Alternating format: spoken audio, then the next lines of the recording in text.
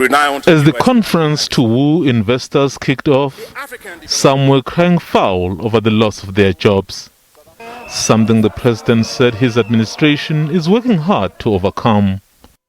Of course, the workers at Clover, they have a dispute with their employer, and there will always be disputes with employers and employees, and we have a fairly sophisticated and a very mature labor legislation dispensation that deals with that.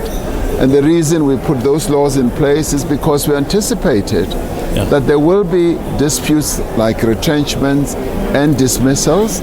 770 billion rand has been pledged since the investment conference started 4 years ago. The target is 1.2 trillion rand in 5 years.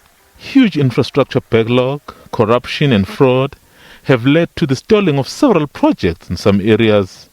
Well, that's a problem that I have identified. I've articulated it, and corruption has been one of the key problems. We are dealing and tackling corruption and deploying people who are not capable of executing the task. We are dealing with that as well, and getting projects off the ground and making sure that they happen is precisely what we are dealing with.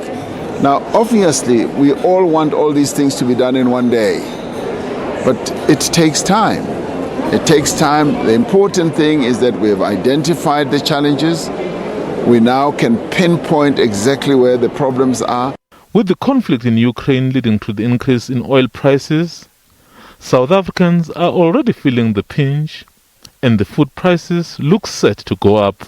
So all that is going to be under great stress, and it's going to be challenged, and the price of fuel is going to go up, price of food is going to go up, and we are looking at that at government level to see what the impact is going to be, how negative it is, and how we can address and mitigate whatever negative impact might be. It's a year away from his stated target of 1.2 trillion rand in 5 years. 2/3 of this has already been achieved. Whether the target will be met in a year's time, only time will tell. Mzondile Mbeje, SABC News, Johannesburg.